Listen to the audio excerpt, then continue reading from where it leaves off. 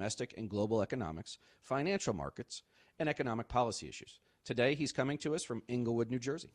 Ron, welcome back. It's good to be back. Thanks for having me.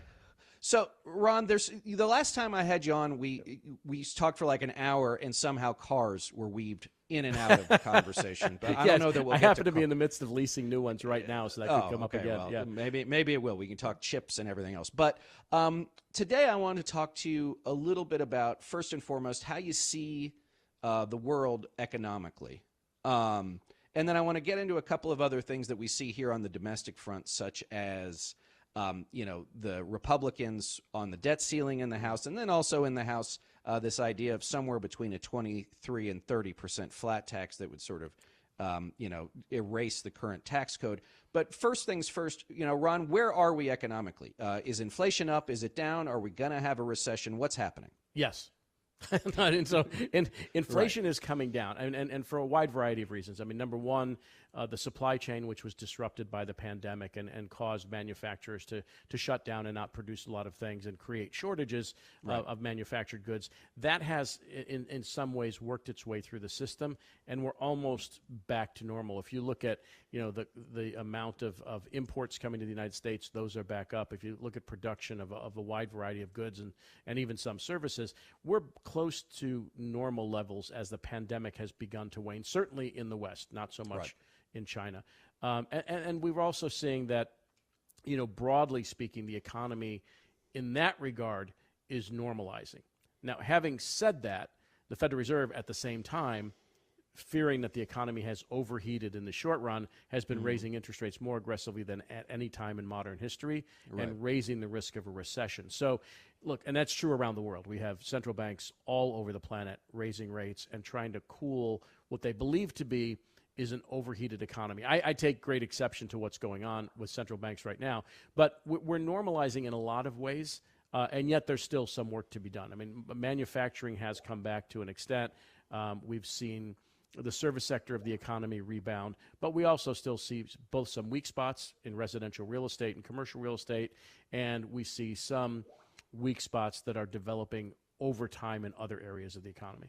But I mean, wouldn't you expect that there'd be soft spots in residential and commercial real estate, given the fact that 2 years ago you could refinance if you had good credit at sub 3%, and now you'd be lucky to get a loan at what 6.5 or 7? Yeah, we're at about 6.1 on a conventional 30-year fixed mortgage, which is down from where it was, but still more than double the cost of money just 2 years ago. And so housing affordability has changed rather dramatically. And in fact, when you look at the data, Reed, I mean, housing is effectively out of reach for a lot of people, given that the monthly mortgage payment has gone up something on the neighborhood of 40%.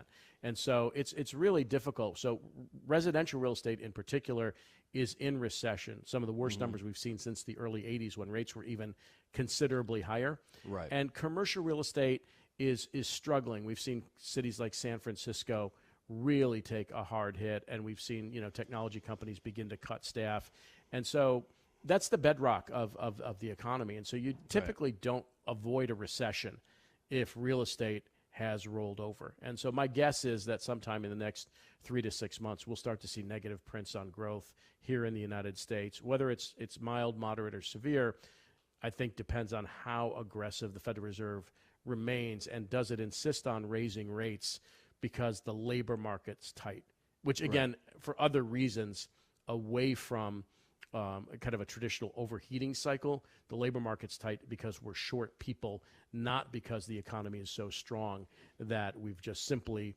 run out of folks to fill the number of jobs that are open. Let me ask, I am McCain-esque in my knowledge of the economy and how it actually works, right? And I say that I remember that time. As a proud McCain veteran. Yes. Why is it bad when wages are going up? It's not. It would seem to be good for people. So what everybody, I think, errantly is worried about today is the analog to the 1970s and early 80s, the so-called wage price spiral. Insofar as prices go up because of a lack of availability of certain goods, then wages have to follow suit, and it becomes a spiral where it continues to feed on itself going higher. We've basically, in some instances, broken the back of prices. Wages are going up because we are short workers. There still is nearly or I should say still are, nearly 2 available jobs for every unemployed worker. And so we are short people. In fact, I'm publishing a piece on CNBC.com today about this very issue because there is this concern about wage inflation. Well, first of all, we're catching up after 20 years of labor, falling behind capital in terms of the gains made. So significantly, significantly, I would say, yeah. Yeah. And we're also we have, what is it? We have about 5 million unemployed, but we have about 10 million open positions. Now, that's the result of the COVID lockdowns that have prevented people coming into the United States, immigration constraints, a falling birth rate. We have, at this juncture, we are simply not producing enough kids. The population replacement rate should be 2.1 children per couple. We're at 1.6, which is the lowest, one of the lowest levels ever.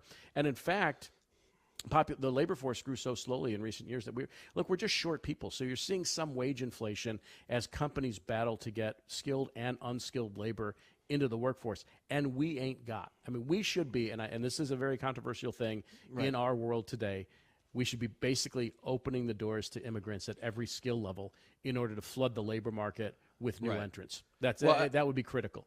And I want to get to that in a second because I think I want to talk about sort of this generational shift too. But on the population piece, I read something, was it earlier this week or late last week, Ron, that China, for the first time maybe ever, had a reduction in its population. Now, it was roughly 1 million people out of 1.4 billion. Is that the kind of thing, one, that causes a systemic problem in a place like China, and two, does that accelerate? Yeah, absolutely. I mean, if you look at the demographics of China, where the one-child policy was in place for so long, and now they've expanded it to 3 children, and no one in China wants 3 children. So, and even that's a 20-year process to restore the population to some level of normality. And they're heavy on men too, right? They're very heavy on men, well, because they used to kill female babies at birth, right? In the hinterlands of China. If you didn't have a boy, too bad for that kid. And so what you see now is I think it's in the next 5 to 10 years, India will overtake China as the most populous nation in the world. And China could go into secular population decline because of these policies that were in place since Mao. And this is brutal. China's short women. They are short working age people. This could lead to a secular decline, stagnation. We've seen this in Japan as well. Just tell our listeners, what is a secular decline? A secular decline means a long-term decline. It's not cyclical where it can resolve itself in a short period. This is a long-term, potentially permanent decline. You've seen this in Japan as well, where you have as many centenarians as you have births, if not more. And that's just an upside-down problem. And you basically become a self-liquidating population if you don't do something about it. And a lot of Asian countries are not keen on the idea of immigration.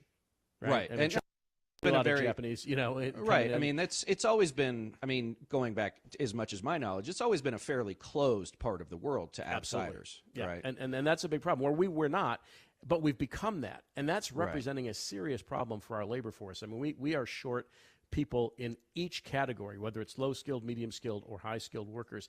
Just to give you an idea of the H-1B visa program, which is for highly skilled workers. We have, I believe, only, I think it's 85,000 available slots, but there are 500,000 applicants, some number like that. We can use all those people. We actually need to effectively, and this will drive some people, crazy. We effectively need to open the borders and let a flood of people in because our birth rate is not, like I say, it's 1.6 children per couple, below population replacement rate. We need skilled labor. We need unskilled labor. If you look in California, where they don't necessarily even have enough farmhands to maintain agricultural output, these are critical issues, and they're being dealt with in the most xenophobic of ways. Because that's the whole periods, point, right? Yeah, that's the whole point, though, because it's not an economic argument; it's a political. It's not even a political argument; it's an ideological argument. Yeah, and look, so my grandparents came over in the early 1900s from Italy, right? When we had a wave of Italians, Polish, Jews, and others who would come here, and of course, we had the same argument then. We've had the same argument really since the Irish started coming over, during the Boss Tweed era. If you're a fan of Gangs of New York, as a film, we've had that problem forever, and yet somehow we've managed to allow people to keep coming. and replenish our population.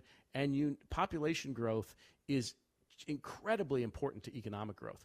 Matty Iglesias, who at times I disagree with, he's more of a far left commentator, but he wrote a book called A Billion Americans. And if you really want dynamism in your economy, you simply need more people. It's very simple. It's labor force growth plus productivity growth equals economic growth. You need those things. Let me ask you, Ron, if the flood of immigrants was not coming from Central and South America, but from England and France and Germany and Italy, do you think they'd be okay with it?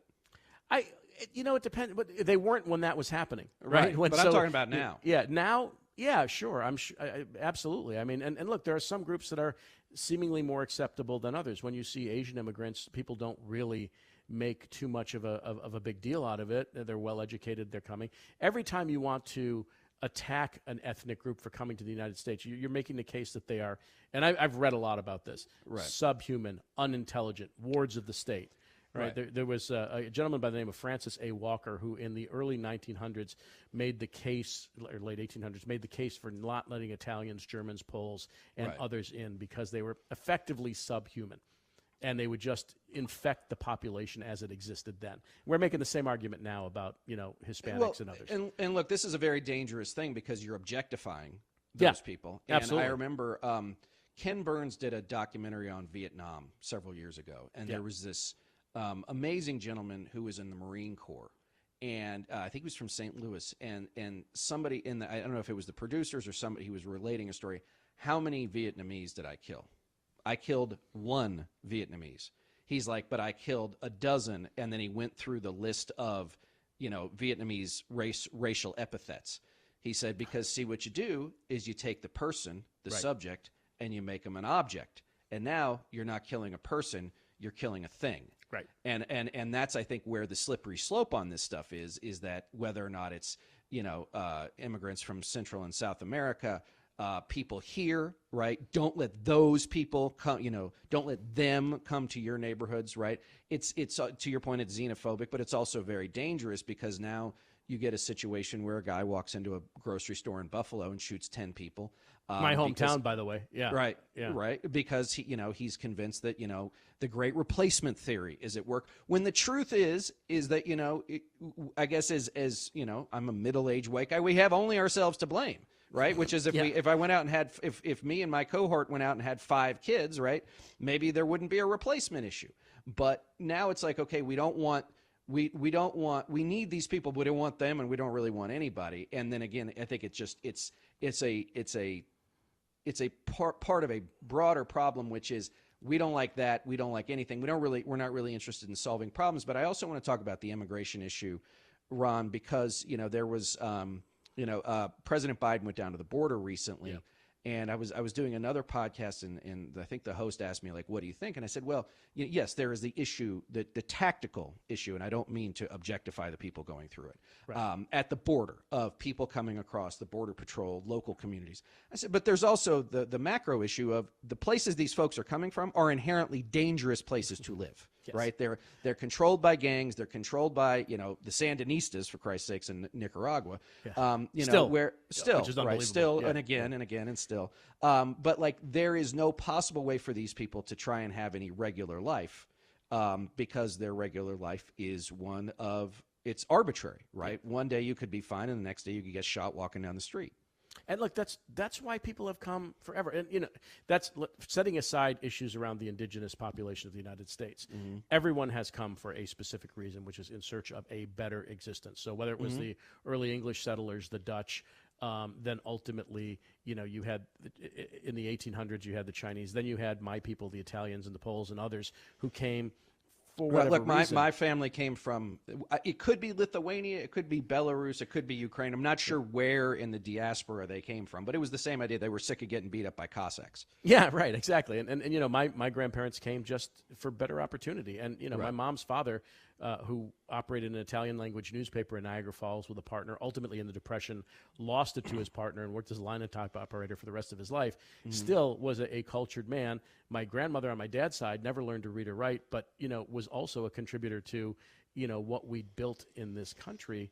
and built out families of size who assimilated as they do. Everybody keeps forgetting that every group has assimilated in the United States. The Irish, the Italians, the Poles, Jews, anybody who has come here has really become part and an integral part of the fabric, has made the country's economy more dynamic, and that continues. It is just these moments where, and we've seen them time and time again across our history, that for whatever reason, blaming the other becomes the dominant theme around immigration. And the folks, we need more people. It is just flat out. Our birth rate's too low. We lost people during the pandemic. 500,000 people of working age died during the pandemic. And Jay Powell, the chairman of the Fed, talked about this. We are short individuals. Right. We have more open jobs than we have available workers in the United States. So unless people can pop out 22-year-olds at birth, which is not possible, you have to bring in. I'm sure in Silicon Valley they're trying to figure it out. I'm sure they are, yeah. Right. But what you're seeing is robotics. You're seeing a whole host of technology solutions to make up for the shortage in labor that is going to have a distinct impact on opportunity going forward. Well, sure. I mean, how many grocery stores do you walk into now? And at least half I'd say 3/4 the person-run check stands are closed all the time, and then they have the self-checkout thing. Well, when you look at fast food and quick service restaurants and things like that, you're now starting to see almost full automation, where there are only people in the kitchen. So you walk in, you plug in your order into a machine. There's a conveyor belt that brings you your hamburger and fries, and either you get that in the drive-thru or you get that by walking in, and you never see a person. There's an experimental restaurant in Texas going through that right now. Taco Bell's trying some similar things. There are a whole host of different businesses that are eliminating those jobs, which are great jobs for teenagers and others who are entering the labor force, and they're going to be automated away because we're not growing the population as quickly as we need to. So let's talk about the generational piece for a second. So you mentioned commercial real estate. Yeah. We have, I don't know, probably 6, 8, 10 folks who are millennial or younger. I mean, we're a remote organization, but we have been since the get-go, just based on the necessity of it, where everybody lives, and then COVID. But I would venture to say that if I told most of those people, okay, you have to move to City A and work in Building 1 from 8:30 a.m. to 5:30 p.m. 5 days a week, they'd say, go fly a kite. Yeah. So how does that? So my question is, to your point about individuals, how does the individual that then becomes the mass affect something like commercial real estate, where you got empty buildings all over the place? Yeah, and they're going to all have to be repurposed for other uses, and that's being thought through, but not well yet. I mean, you see that a lot of companies are going to 3-day work weeks, and Mondays and Fridays you don't have to go into the office. Right. So you're getting this, particularly like ground floor space in Times Square, New York, is wide open. I mean, it's crazy just how much space is available here in San Francisco, in other tech hubs, where you can work remotely. Now, there is a question, about whether or not, from a social perspective, younger workers in particular will miss that integration. Listen, if I never went back into an office at nearly age 62, I could kind of care less, right? I mean, I've done this for 30 some odd years, almost 40 years. And so I've been as integrated as I need to be, and I can do a lot of remote work. But kids who want to or need to be exposed to a culture, who need mentorship, who need to understand process, kind of need to be in the office. And we're going to see, and we are seeing a rebellion against that idea. But I think the other part too is that a lot of the folks I'm talking about, that we're talking about, are native to the digital landscape, which is when you and I were coming up. If you lived by yourself in an apartment, right? You had a television, maybe you had a phone on the wall. I had a cell. I haven't had a hardline phone since 1998, I think, but I'm probably unique in that. But it was a lonely place to be, right? Yeah, absolutely. You're just sitting there with your dog eating mac and cheese, ironing your shirts for the next day, and and that was it. Right now, of course, you might go have a beer, you might have a date, whatever it is. But the truth is that now, if you're 24, you can get up, look at your phone, be in constant contact with all of your friends, be in constant contact with your workplace, right? Do all of that stuff and, never leave the comfort of your couch or your bedroom or whatever it is. So that sort of inherent need to get the hell out of your apartment or your house, it would still be for me, because I find, digital communication is fine, but it's not the real thing. No, and so I have 3 kids, 2 of whom are in that space, right? Yeah. One's, in her 20s, about to get engaged. She works in the office 3 days a week, but doesn't really have to. And so Mondays and Fridays are not in the office. The interaction is different than what we grew up with, where it used to be 5 days, 10 hours a day, and you were going full bore. And you did create a work culture, which I think is going to ultimately be sacrificed. But the flip side is that some of what we did was absolutely unnecessary too. Sure. I mean, sometimes we were there too long. There was too much in the way of politics, and a lot of that was the familiarity breeding contempt component of the workplace. But having said that, younger people need to be socialized in the workplace to understand, one, the rules of the road, how they can get mentored, how they can be taught around a veteran, around someone with serious experience that can be additive to their process. That's very hard to do from home. Well, also there is, and you alluded to it, there is also, I think, a necessary thing to have to work around people you absolutely cannot stand. Right? Yeah, we've all done it. Right. Which, like, I don't mean to make light of it, but the truth is that, we are human beings. Right? We are fully formed individuals, and you get around somebody and you take one look at each other, and you've never met maybe, and you just decide, I can't stand that person. But at the end of the day, you got to be a grown up and you got to go to work every day. And you can't set that person on fire in the office. You just have to figure out the work relationship as best you can to remain productive in your capacity. And look, this is, part of that socialization then also bleeds over into your personal life as well. I mean, you need these multifaceted, relationships to be a fully functioning human, right? So did I, absolutely. I mean, I picked my wife. I mean, Ron, just to be a little personal here, I picked my wife up at the Waco airport in Texas in 2002 because I was at the White House at the time, and we were doing an Easter trip to George W. Bush's ranch in Crawford, Texas. If she had not come in to be on the advance team, right, we never would have met. Yeah, listen, I'll go you one better. When I started my first day at CNBC, which was in 1991, I believe it was. I walked in. My wife was an intern on the floor at CNBC. Went back to college, came back to CNBC. We were both dating different people at the time. Both broke up at the same time, got together, got married, had 3 children, and it was what it was, right? I mean, that was the socialization part of that workplace function was extremely important. There were a lot of young people at CNBC at the time, and a lot of people got married, and a lot of social functions took place. And it was, look, it's additive ultimately to your life to be exposed to a wide variety of points of view, even if you don't agree with everybody. Right. And sometimes even if you're in the midst of a life or death political struggle at work, it is what it is. It teaches you how, the rules of the road, right? I mean, you got to learn all that stuff. Yeah, and I think that, this also goes to the point, though, which is, we were at a wedding this past summer, and the bride and groom, actually 2 weddings last year, bride and groom's both about 30. And I think I got married probably around then. But I also had, I went to school in Texas. I went to college in Texas where, half the gals I knew got married as soon as we got out of school, at 22, probably the last generation of that. Yep. But, also it feels a little bit like, and I don't mean any disrespect by this. It feels like sort of that level of adulthood, for a way to speak about it, doesn't really begin until 30, which also says you're less likely to have 5 kids, right?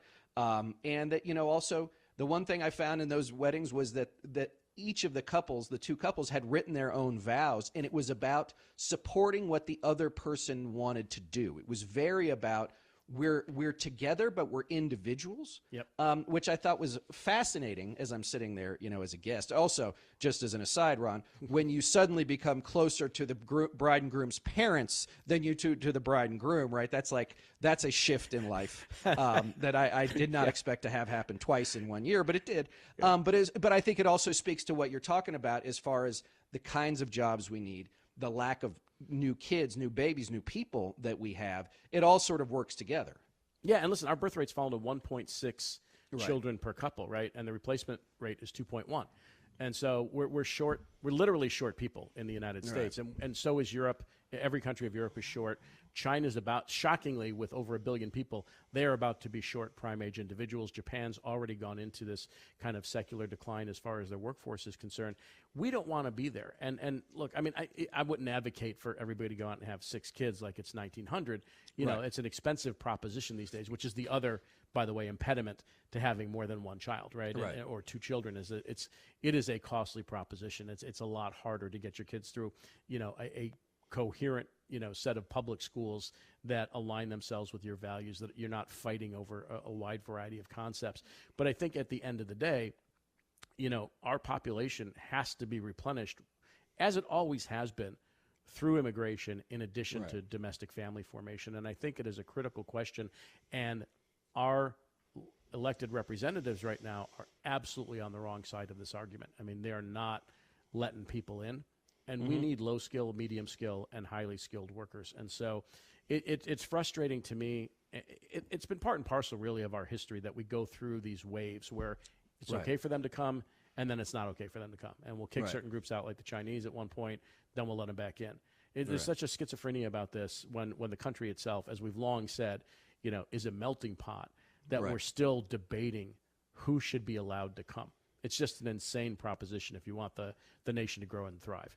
So speaking of elected officials being on the absolute wrong side of an argument, so Ron, this week, I don't know if they've actually introduced the bill, but it was announced that the Republican House Conference was going to introduce a bill that would basically scrap the current tax code in favor of, now some people said 23%, other people said 30% flat tax, which is something that, like, I don't know if Steve Forbes is still alive. I hope he is. He is. Okay, then he must just be beyond happy, because this is something that he was all about in, like, the 2000 New Hampshire presidential campaign. But it seems to be incredibly regressive. You noted on Twitter, I thought was funny, we'll also put a lot of, if it were to happen, which it won't, a lot of lobbyists out of business, so they'll be sure to kill it. But it also, I think, speaks to this idea, Ron, that there seems to be, at least within the Republican Party, a real desire for, again, ideological arguments that fundamentally, benefit the wealthy at the expense of, frankly, their own voters. Yeah, and this is not the flat tax in the way Steve Forbes conceived of it, right, or others who were proponents of that back in the day. This is more like a consumption tax, which, you know, would disproportionately hit middle-income and lower-income workers and people with money, by the way, who will still have plenty of loophole options available to you. I can't tell you how many different structures I know of, having been in the finance world for most of my life, that can allow wealthy people to avoid paying any taxes at all, ever, again, for the rest of their lives. And quite frankly, they could get generation skipping breaks as well. And so this would fall disproportionately on middle income and lower income individuals who, you know, while doing a little better in the post-pandemic environment, are not doing well enough that they could bear the burden of something like this. This would just crush the middle class. I think. I mean, wouldn't it basically create a permanent, like, caste system? Yeah. In which wherever you were born was where you were going to stay. You were going to be an hourly wage earner. You weren't going to, your kids weren't going to do better than you, and everybody was just going to sort of, resolve that was their life until, something really bad happens, like the torches and the pitchforks come out because the powers that be, ignore the masses for too long, which is not an unrealistic expectation given what history's shown us. Yeah, you go back to no taxation without representation or any other, number of revolts that were based on the French Revolution. Disproportionately burdening the middle and lower classes while the rich, are eating cake, as it were, and rich, and have everything at their disposal, in order to avoid even paying the taxes that are supposed to be levied upon them. So, I could see a flat tax if it were uniform, if it were across the board, if you kept your mortgage interest deduction and a couple of other benefits that would help lower and middle income people. But to really put this consumption tax on or create a tax that disproportionately affects the middle class and the poor is just another extremely cynical ploy to gain votes among a certain subset of the population. And I just think this is really ill-conceived. I could see a lot of area of improvement for the tax code. This ain't it. Well, and let me just say this. I mean, you mentioned, like, the mortgage deduction. Like, if you're in that class, you don't have a mortgage. right? Right. You're probably Absolutely, struggling yeah. to pay the rent, and Yeah. you will struggle to pay the rent even more. Even more, yeah. Look, it's totally regressive tax, right? And the tax system, at least philosophically for most of us, should be somewhat more progressive than regressive, right? The wealthy have all kinds of benefits at their disposal. And listen, I could design, sitting here right now, a program I could describe to you in which the wealthy would never pay another dime in taxes if they used 1, 2, or 3 different vehicles. Right. And I'm sure they have. And they have. And we've seen it a lot. And it is what it is, except it shouldn't exist. Right. Right. And corporations pay far less than they used to as a share of the total tax revenues going to the United States government. We're at an all-time low relative to their contributions. And so, again, all these burdens fall disproportionately on people who can least afford them. And it's just horrible tax policy. And it really doesn't allow for each generation to build upon the wealth that was created prior and have a higher standard of living going forward. Right. Well, and again, I think this is where, you think back to 2015 and 2016, Ron. I remember once sitting in my car listening to a Bernie Sanders speech, not watching it, but listening to it. And if you had compared what Bernie Sanders was saying to what Donald Trump was saying, with the exception of the explicit racism and misogyny and everything else, there wasn't a lot of daylight. And the truth is that what they were saying, as much as I certainly loathe Donald Trump and think he's a danger to the republic, and oftentimes don't agree with Bernie Sanders on much of anything, they were telling the little guy you're getting screwed, and I don't think they were wrong. No, they're not wrong. And look, I mean, it has ever been thus, right? I mean, it's not like there's really no period in history where the little guy didn't get screwed, right? If you were a peasant in the Middle Ages, you were lucky to make it to 20, if you didn't die in childbirth or your wife didn't. And if coming forward in the industrial age, you were more likely to die of some sort of accident at a factory than you were to get a nice office, cushy office job. And today, once again, you are disadvantaged at the lower end of the poverty scale. Now, that has improved, I should say, in the United States. The number of people in abject poverty has improved dramatically because of social programs that exist. But the last thing you want to do is tax these people into oblivion where they don't have the ability to climb out. I mean, there was an economist, Thorsten Veblen, who talked about, never being able to go up the escalator, coming from the bottom. You can reach a certain point, and there's a good chance that you're going to get knocked right back down. Right. And that's a problem that we're dealing with today. And look, people are freaking out about higher wages. We are playing catch up on the wage front. Right. We don't have wage inflation in the sense that it is so out of control, particularly since costs have actually begun to fall again and inflation has begun to roll over. So the fact that people are being compensated for the work that they're doing, and look, this is not full-scale unionization. This is not the 1970s. You're not getting automatic escalators every time the CPI goes up X amount of a percent. People are starting to do better, and they should let the bottom and the middle do better because it makes for a much more robust and much more cohesive society, ultimately. Right, because otherwise you have a simmering and then boiling resentment that ultimately flows and over permanent the top. underclass, and we know how that's played out. Look at any country in history: France, Russia. You pick it. Italy. It doesn't really matter. They all respond the same way. All right, so. Chapter 2 of Bad Ideas by Elected Officials. So, as we speak, the United States government has reached, as I understand it, its debt limit. Yeah. So the debt limit, as I understand it, Ron, is the amount of money that the United States Treasury is legally allowed to borrow to fund government operations. Correct. Is that right? Okay. Correct. Existing, already appropriated programs. Okay. So these are already charges on the credit card. Correct. Okay. Now we have this fight every so often, right? It's been a while, but yeah. And I'm not entirely sure why we have it. I mean, it seems to me to be a political maneuver because again, as we talked about before we went on, like the dollar is the world's reserve currency. If we don't screw it up, it will continue to be the world's reserve currency. 100%. But now again, not an economic argument, not even a political argument, but an ideological argument that no, we're not going to spend one more dime, on the debt, right, until we cut the spending. Now, the spending that Republicans are talking about, whether or not they want to, they're all over the place because you can tell they've gotten them. Kevin McCarthy and his ilk have gotten themselves in a hole that they dug, right, with the shovels owned by the MAGA people. Yep. that, you're going to have to cut into entitlements, Social Security, Medicare, and the like, because they take up so much of government spending. They've even talked about cutting $75 billion out of, American defense spending. But let's talk about what it means for the United States to default on its debt. Now, I understand that, Janet Yellen, the Treasury Secretary, and the Treasury Department can play lots of shell games, right? Pay this, pay that, pay this, pay that. But at the end of the day, we got to pay the interest on the debt. So, one, how do we get? How does this happen, and what happens if the Republicans decide we're going Thelma and Louise here?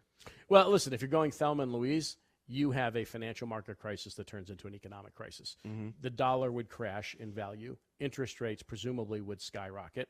Right. And you would be unable to borrow more money even if you wanted to, or you would do so at very punitive rates, which would then cost the government even more. And then that, if in and of itself, would create a recession because rates would go up, things would become increasingly less affordable, and then you go into a bit of a tailspin. And we've seen this in third world nations, right? We are not a third world nation. We have the reserve currency of the world, not yet. And it's absurd because the debt ceiling as it stands right now is in place only for political reasons. It has no real use case. During Donald Trump's presidency, it was raised 3 times, even before we started pandemic spending. Right? So without a word, no one said anything. And the last time we went through this was in the early 2000s, and our debt got downgraded in terms of its quality, which is something you don't want to see. It happily did not have the type of negative consequences that one would assume would go along with a debt downgrade. We actually survived it reasonably well. Right. But if you go to that illogical extreme where we defaulted on our national debt, you become a horrible debtor. You become an unworthy credit, and people are loath to lend you money. But we run deficits in the trillions of dollars every year. So unless we had surpluses sitting around and we could finance all this stuff, on our own, it would be one thing. It would be a tragedy, and it would be economic catastrophe if we played around with this in such a way that we actually defaulted on our external debt. That is something that first world countries simply don't do. Right. Well, a couple of things. One is that, Republicans during the Trump administration not only raised the debt limit, but remember also, as you noted earlier, gave massive tax cuts to the wealthy and to corporations, which reduces government revenue, which increases the deficit, right? They, I think it's interesting, Ron, that, Democrats have always been tax and spend Democrats, right? But Republicans at least presumably. That wasn't true in the Clinton years, quite frankly. Right. But we also didn't have, I think we ran a surplus at one point during his At the very end of his term, and we also had the so-called peace dividend because defense spending fell in the wake of the collapse of the Soviet Union, et cetera, et cetera. But now we see that, but Republicans don't tax and spend. So they're basically running around with Matt Gaetz' dad's black Amex, right? Spending spending at the bar on bottle service because they know they have they don't care any more than anybody else does, but they're willing to do this because so much of the caucus, and I always say this, 132 members of 222 members of the House Republican Conference voted not to certify the 2020 election. Yep. Why do I harp on that, Ron? Why do I harp on that to the folks listening? Because they are an anti-democratic force, and they are a chaotic force by nature. They don't care. This is what they like, right? Because it fundamentally, Ron, as you talked about, reduces the stability of American institutions. It also goes back to your point about hurting the lower class, right, with jacked interest rates and everything else. But the one thing, Ron, when McCarthy finally got elected speaker, I said to the guys here, I said, you know what I'm going to start doing is I'm going to start DMing DC-based reporters on Twitter and say, hey, are you going to call the bankers? Are you going to call the chamber? Are you going to call the credit unions? Are you going to call these guys and say, what are they going to do if we default? And out of the 10, let's say that I sent, 7 were like, hey, that's a really good question. And I'm like, why, Ron, can't people believe the crazy? We've been dealing with the crazy for nearly a decade now. And once again, there was a New York Times article. Wall Street and D.C. only have rough plans to deal with a debt, with a debt default. Like, why won't they believe that the insanity is before us? What is this bias toward normalcy that won't allow them? That well, look, it's a permanent bias, right? We'll tell PIMCO it's going to be okay. Yeah. I don't get it. Well, I think the fact that we've never defaulted and the fact that we've not, except for, the early 2000s, contemplated even risking a technical default on our external debt has lulled people into a sense of complacency that probably at this juncture shouldn't persist, because I think there are some agents of chaos, and I don't mean that in the get smart sense. I think there are some true agents of chaos out there who would like to see us default on the debt, who think irrationally that would somehow force the government to rein in spending. Discretionary spending by the U.S. government is a very small piece of what we spend money on. We're spending, nearly $1 trillion on defense, and justifiably so with what's going on in Ukraine. Right? We know what we need to do there. We spend an extraordinary amount of money on programs that people have paid into, Medicare and Social Security. Right. And they've become inviolate, as they should be, because people will depend on that later in life. Discretionary spending is an extremely small piece of the federal budget. So what they're talking about, what implicitly is being discussed here, is shrinking Medicare and Social Security and breaking that compact. That is a recipe for disaster, both socially and economically. If you start cutting back on those promises that people paid into, they fully paid into those programs to get the money that they have effectively put away. And they're taxed on it anyway when they get it back. And they're taxed on it anyway when they get it back. Which makes no sense to me. Right. I mean, you'd be better off having an IRA that, where you put in pre-tax money and then you're taxed later, or, some other form of savings program that is, going to give you bigger returns and also, fewer tax consequences. I don't understand the crazy around this, because you are playing with fire here. A debt default for the largest nation in the world would have catastrophic consequences. And don't forget, the rest of the world, the rest of the developed world, is more heavily indebted than we are. Right. If we go, they go. Right. And which is what we saw in 2008, 2009, right? Exactly. Yeah. And you saw it again, I think in 2011, where, Europe had a debt crisis. We were also messing around with the debt limits and things like that. And you can create a catastrophic environment by playing with this fire. And it's not humorous. It's not funny. It's not philosophical. It's pure crazy. This is just something you don't do when you have the reserve currency of the world in the dollar.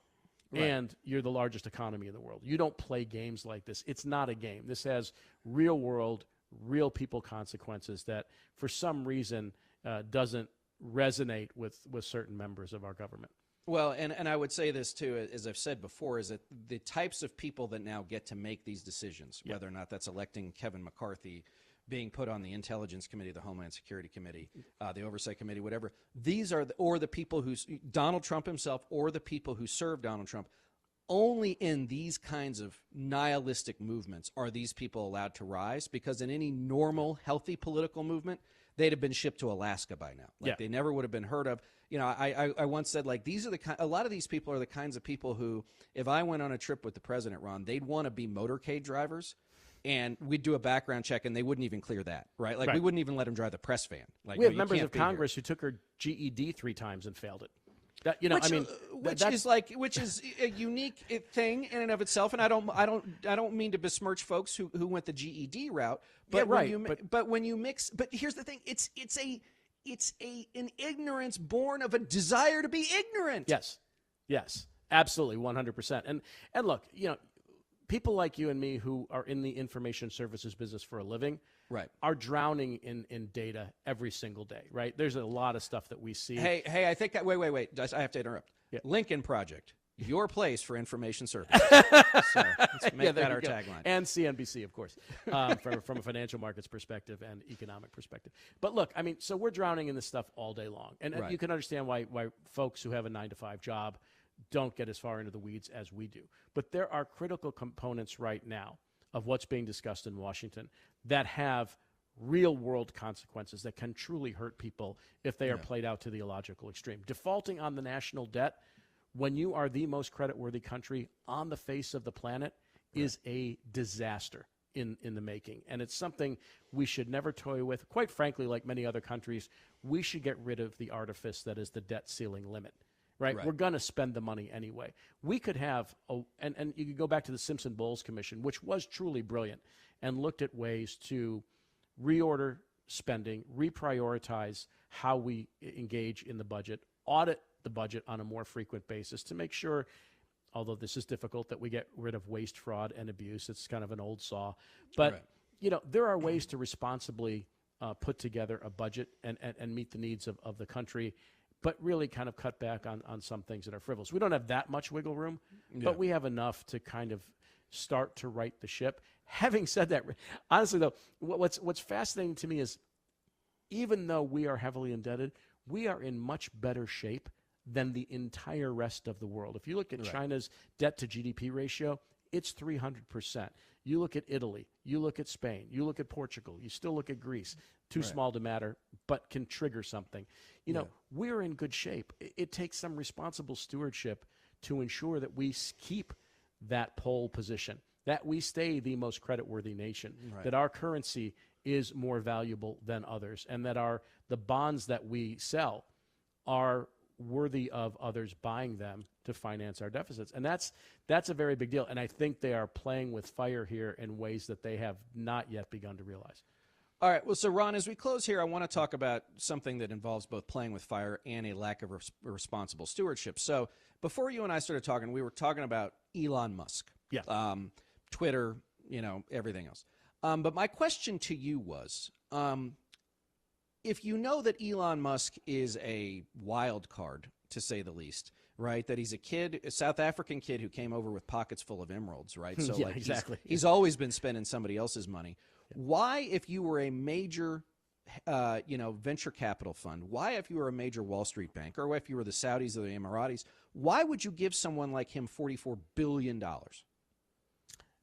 Because he makes money for people at times, right? I mean, listen, until this, whole Twitter thing collapsed the value of his personal holdings, like he had done some pretty amazing things, even though he is not the inventor of the Tesla, nor was he, among its first executives. Right. He bought it. He bought it, and he built it out to something that, now 10% of all cars sold these days are electric, and started a revolution that, may well be a necessary one as far as, environmental concerns.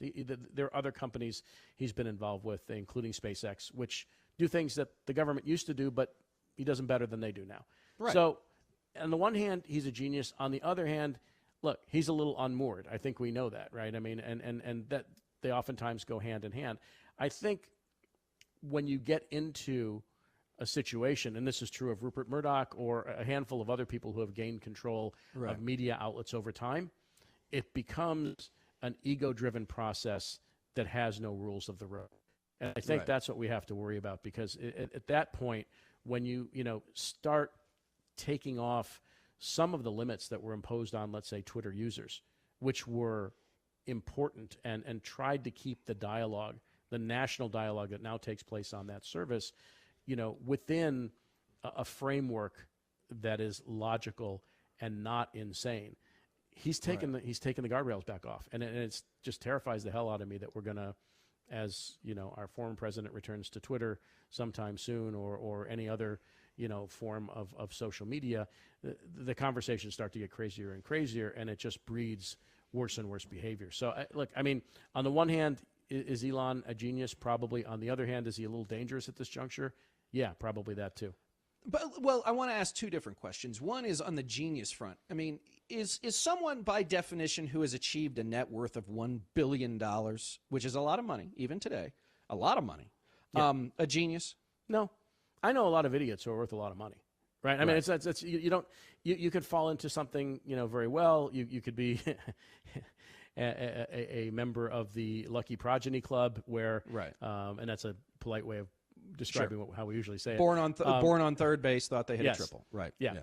There's that. And look, but there are people who legitimately are geniuses who did something that other people couldn't do. I mean, I'd throw Bill Gates in there. I'd throw a whole host of number of people in there who have created businesses that other people simply couldn't create. Elon Musk is a weird kind of hybrid. He came into existing businesses, built them out, and made them bigger than they might otherwise have been. But also, I think in many of these cases, when you look at a lot of these individuals, their social philosophies might be a little bit off.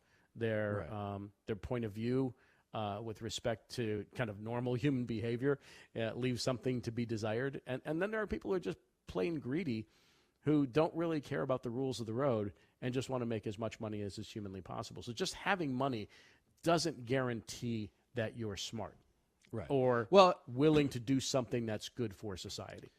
Right. Even though they there's so much, especially I would say Wall Street bankers have always been, Steve Schwartzman's got his name on however many buildings, right? But he was a massive financier to Donald Trump and continues to be a massive financier to, House and Senate Republicans, right? So like having your name on a building does not necessarily, yeah, okay, great, you like the opera or whatever, but like not great for humanity, right? Yeah, I mean, right. how many people are going to the opera in New York City? Not that many, all things considered. No. But I think there's also the part that you talk about, which is, whether or not it's Murdoch, who seems to fit into all of the things you described, or Musk, which is, it's, I think I said before we started, it's like that Peter Gabriel song, right? Like, Adolf starts a bonfire, Enrico plays with it. Like they see something sort of, potentially dangerous, and rather than figuring out how to put it out, they want to pour gasoline on it. Yeah. And look, there's always been the bomb-throwing Bolshevik, right? I mean, that's right. That's part and parcel of both life and business. And we've seen people who, cannot do anything but the wrong thing. They can't help themselves. But right. Sam Bankman-Fried, right? I mean, here's a guy who's, playing in this, alternative financial universe, and he ends up blowing things up. And at one point he's hailed as a genius. The next minute he's on his way to jail. I mean, they're always bad actors, and that does not apply to everybody who's wealthy by any stretch of the imagination. There are people who have built great businesses, have employed a lot of individuals, or been great investors, right, and just are smart. But I think we have to guard against the notion that everyone who's got money should be on a pedestal. Right? I've run around with a lot of these people over the course of the last almost 40 years. Right? Some are really interesting. Some are really smart. Some are really well-intentioned. I mean, I happen to like Warren Buffett a great deal. I think he's actually a very interesting human being with, I would argue, very few black marks on his record. And, listen, you can argue about Bill Gates and whether or not you thought he was a monopolist or what have you, but he's done some good things over the course of his life, and he's built out a fabulous business that is, put a lot of people to work. And I would say that as much as Steve Jobs was a quirky character and maybe not the most, God rest his soul, likable individual on the planet, he was also brilliant and did things that revolutionized the way you and I live. So, you can't cast a pall on everybody who's got money, but you can become more and more discerning about what those people with enormous amounts of money do. And there should be some price to pay for becoming a chaos agent as opposed to somebody who is at least the very least trying to do something good for society while making a lot of money, because in our country, that's one of our goals. Right. And again, I'm a happy capitalist. Same. But also, I mean, maybe we're as close to unfettered capitalism as we've seen, Ron. Because, I mean, think about it, 100 and some years ago, right? Teddy Roosevelt, Republican, was a trust buster, right? Yeah. He knew big was bad. And now big is big, and it's so big and so interconnected that there is no space for anybody else. I mean, technology is commoditized basically now, right? But as the soon big as was bad pops, thing, yeah. just on that point. So the big was bad thing had as its underpinning the notion of monopoly pricing power. Right. That was what trust busters like Teddy Roosevelt were concerned about. If you had a monopoly, you could raise prices to exorbitant levels and people would be at your mercy. The flip side has happened in this technology revolution, which is costs have actually come down by and large. Market share has gone up. Control has gone up.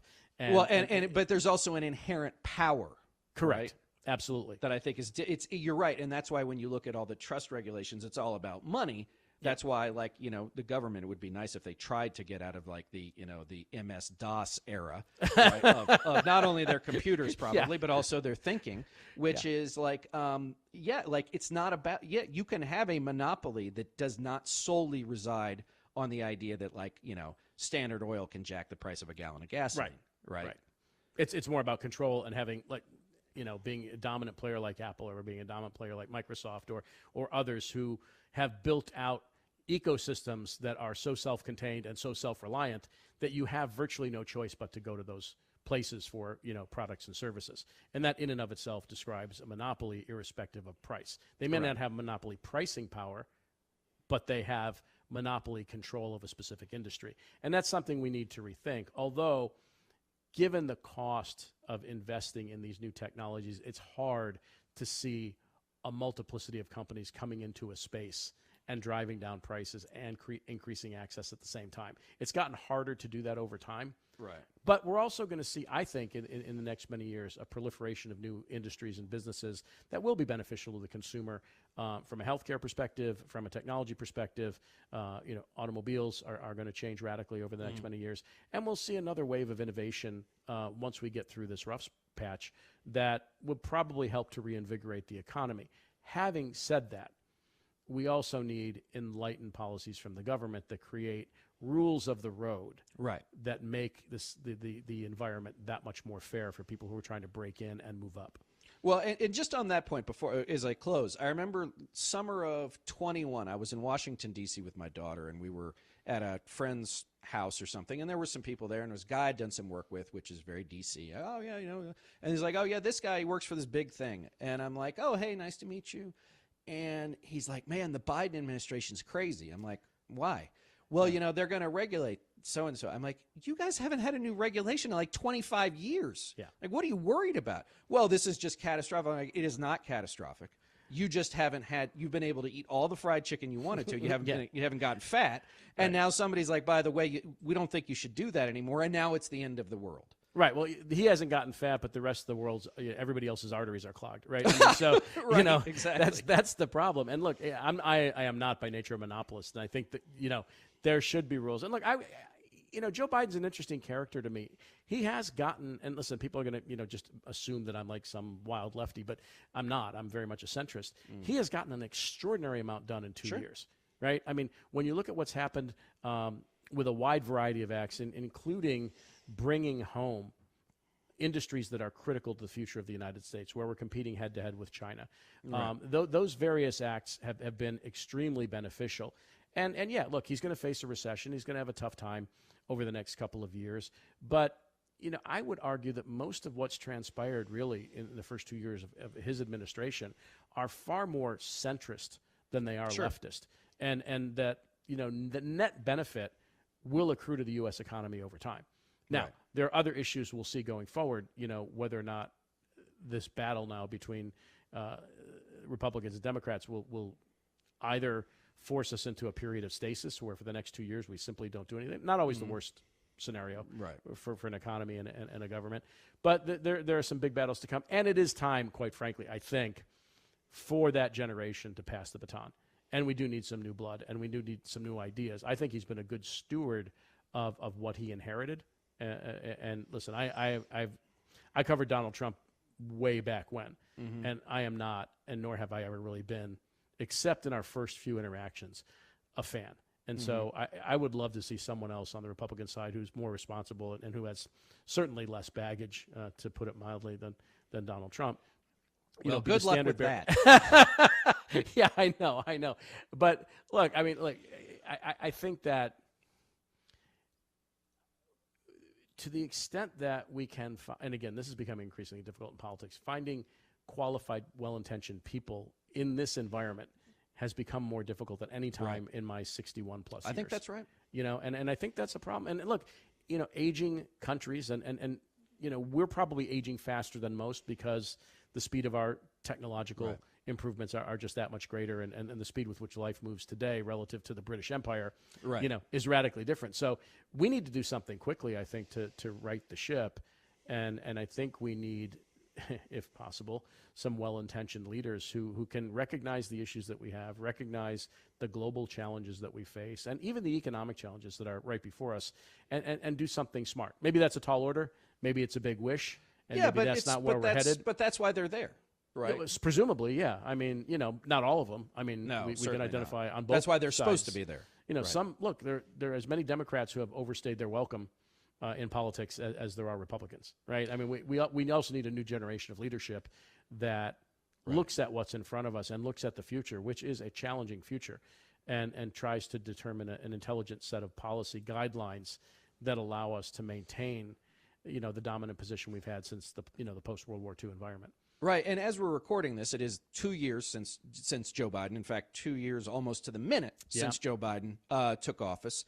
And I would say that, aside from, I think, a steady hand on the tiller, which was important given the nastiness and the insanity of Trump's 4 years, on the legislative front, he's been extremely successful, probably, they say maybe since LBJ or FDR. Maybe even Eisenhower, who I don't think gets enough credit for his legislative initiatives that basically modernized the country after World War II. Completely, actually, right? Yeah. I mean, and you know, look, he single-handedly saved the Western Alliance. You're never going to get me. This is now a tenet of my belief, Ron, which is when Russia invaded Ukraine, the European members of NATO looked back across the Atlantic Ocean and they saw Joe Biden, and Joe Biden said, "I'm here and I'm not going anywhere." But for that, right, Russia's probably now into Moldova, right, and we're in an even more dangerous place. Yeah, and Lithuania and Estonia and Latvia. Right. Look, I mean, whatever Putin is trying to do, however insane it is, whatever he's trying to accomplish, Right. and put back together the remnants of some elements of the Russian Empire, you know, whether it's Peter the Great, you know, certainly not Stalin necessarily or any of those guys, but if he's trying to create that Russia that was once a global power, he is one of the most, along, I think, with President Xi of China, two of the most dangerous people on the planet. Right. And Joe Biden, I think, has steered foreign policy, which was his, by the way, his area of expertise, Right. quite well.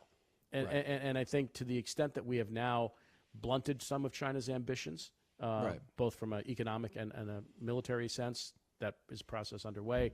Right. If we indeed defeat Russia in Ukraine, that is going to be a massive victory. Right. And will redound for years in keeping Europe and, quite frankly, the North American alliance together for far longer than it might have been otherwise. And I think that's critical, and I don't think people really appreciate the gravity of what's taking place right now and how important it is for the West to win this war. I know. Look, I mean, Russia is basically a giant truck stop gas station with nuclear weapons. Yeah, exactly. Right? Yeah. I mean, that's what it is. They've got some wood, they've got some gasoline and oil, and then, you know, short of that, they really don't contribute much to the global economy. And Right. and were it not for oil, we wouldn't think twice about Russia. Correct. As an economic superpower, because they're not. Right. I mean, Italy's bigger. You know, I mean, Right. so and has better food, by the way, just in my And people want humble to opinion. go there. I've Yeah, been to people Russia wanna plenty go of there, times. yeah. I don't want to go back. Yeah. Right. And so, look, I think, you know, on the one hand, someone like Biden who's had decades of experience and knows all the players, I think to a certain extent was necessary in this environment because you had to repair a lot of relationships, and he's the one who put the North American alliance back together to blunt Russia's impact and is also doing the same with China. What comes next, hopefully, would be some enlightened younger leaders. The question is, where are they? Do they step Right. up? And are they successful in thinking through the next 5, 10, 15, 20 years and what all these still to come, rapid changes in technology, in life cycles, and a whole host of, you know, issues facing us, can they adequately address those issues while then also maintaining and keeping an eye on the risks overseas? Listen, you know, sitting behind the Resolute desk running the world, never been an easy job, not likely to be one anytime soon. Ron Insana, where can our listeners and viewers today find you and your work online? So obviously I'll be on CNBC in about a little while, 2:15, I think. We're just talking about some of the things we discussed. I am on Twitter at @rinsana. I'm on Facebook. I am on Instagram. I'm there everywhere. I don't. Awesome. I sometimes don't know why. Right. But because you take None of some us know. bullets when you're out there in social media. But listen, I think it's worth using those tools to at least initiate debates that might otherwise not occur. Right. As always, gang, you can find me on Twitter and TikTok at Reed Galen, on Instagram at Reed Galen, Reed_Galen_LP. If you want more information on the Lincoln Project, please go to lincolnproject.us. Join our grassroots movement. Join the union.us. Ron Insana, thanks for joining me today. Thank you. And Support the everybody Buffalo else. Bills. Yeah, absolutely. And go Bills. Go Bills. And you know, let me just say this: that the piece on where else would you rather be than right here, right now, was one of the best examples of sports storytelling I'd seen in years. It was incredible. Absolutely. Absolutely. So, everybody, we'll see you next time.